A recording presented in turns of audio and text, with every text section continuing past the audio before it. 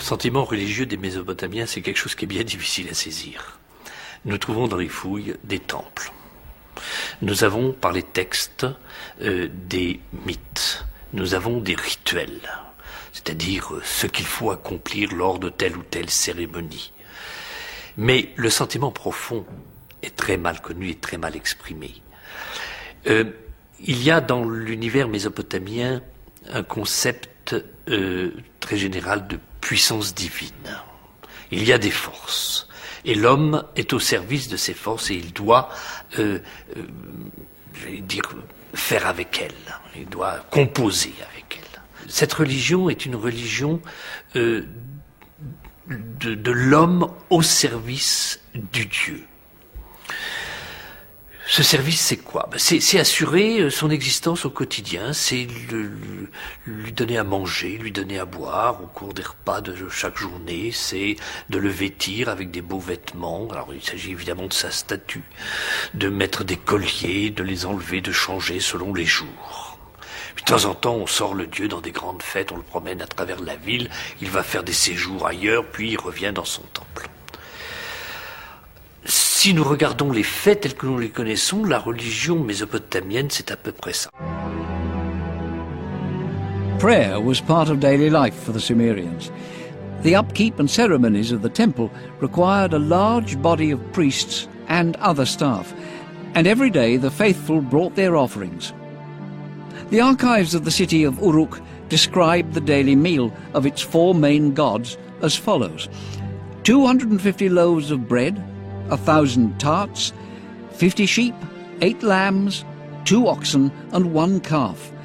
Celestial food that was offered to the gods and later fed the temple's 1,200 priests and staff.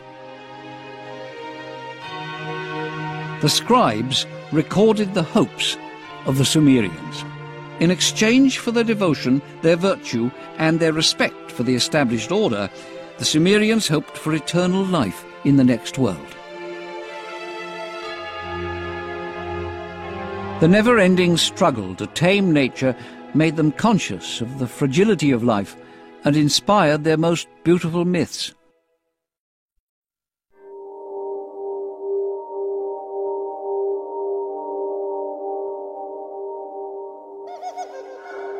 Gilgamesh, the fifth king of Uruk in the 3rd millennium BC, was a historical figure. He was the Sumerians' hero, and the stories of his adventures were famous throughout Mesopotamia. They sum up the history of the Sumerian civilization. Gilgamesh was a just king and a great builder, who also challenged the gods. He tamed savages, and he went to the distant forest of fragrant cedar to confront the fire-eating monster Humbaba. During their fight, Gilgamesh cut off the monster's head. He returned to Uruk in triumph. To punish him, the goddess Inanna sent the celestial bull to destroy the city. The bull dried up the meadows and rivers and opened deep crevices into which people fell to their deaths.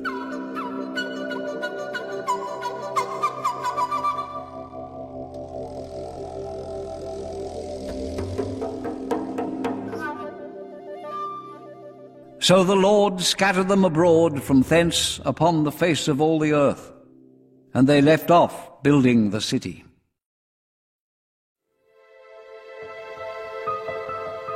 The Sumerians' vision was prophetic.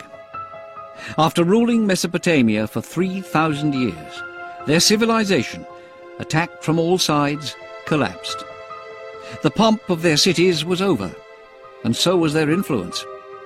The irrigation canals gradually dried up. The walls of the houses collapsed.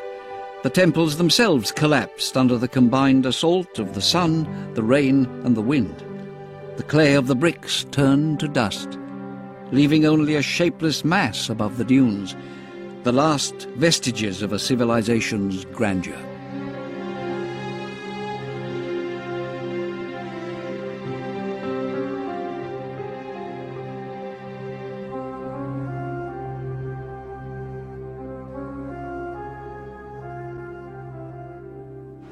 How can we explain the complete disappearance of such a brilliant civilization, or the decadence of a people who left behind only ruins and the remains of looted temples?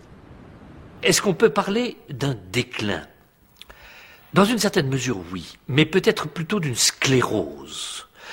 Toutes ces grandes découvertes réalisées par les gens du 4e millénaire, toute la pensée qui se concrétise par des manifestations religieuses, ou disons dans le cadre du religieux, toutes ces choses-là évoluent. Et vu à longue échelle, on s'aperçoit qu'il y a de moins en moins de liberté possible dans l'expression d'un certain nombre de choses.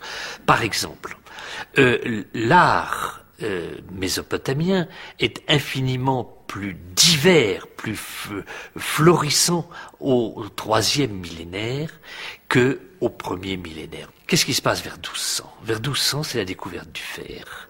Le fer est un atout, le fer est quelque chose de plus efficace que le cuivre, et par certains côtés plus facile à travailler, même s'il faut une température plus forte, à des applications encore plus nombreuses. Donc c'est une amélioration. Mais l'environnement de la Mésopotamie n'est pas riche en fer.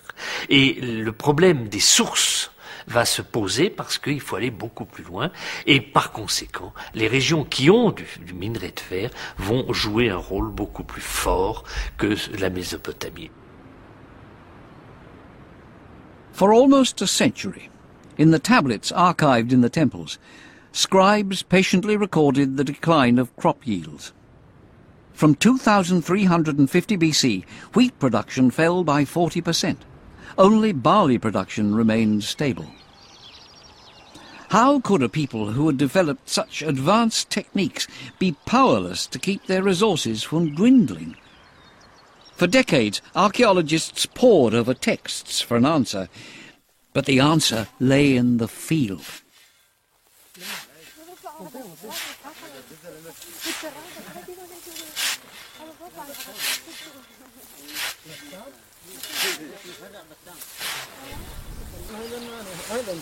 The irrigation system made the Sumerians powerful, but it also contributed to their destruction.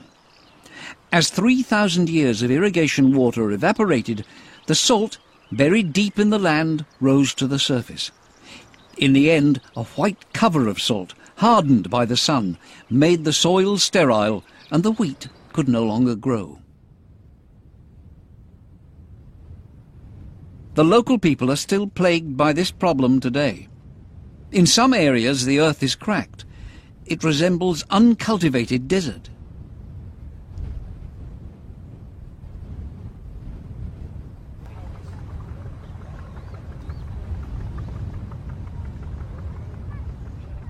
This is what the great fields around the cities looked like. Faced with climate change and desertification, Sumerian farmers could find no solution.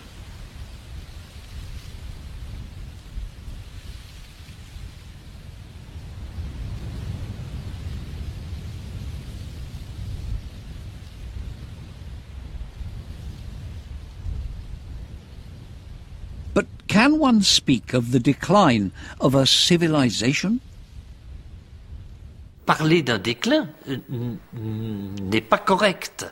C'est une puissance qui s'est développée et une civilisation qui est arrivée au fond à son terme en donnant des produits superbes. Et alors ces produits, cette pensée, elle ne va pas périr. C'est une pensée qui va être transmise. Les Grecs, les Perses, qui sont eux-mêmes des gens très cultivés, comme les gens de la Mésopotamie de l'époque, enfin certaines catégories, certaines élites, vont transmettre leur science, transmettre leur savoir. Et ceci va se faire en particulier par l'Anatolie, en direction du monde grec. Et par le monde grec, ça va se retrouver dans la Méditerranée. Et tout le bassin méditerranéen va hériter de cette civilisation mésopotamienne, mais sans pouvoir faire une référence absolue aux formes mêmes de cette civilisation mésopotamienne. The weakened Sumerian cities were unable to face the economic competition from the large cities to the north of Mesopotamia. Other civilizations, inspired by the Sumerian example, planted their standards on the conquered land.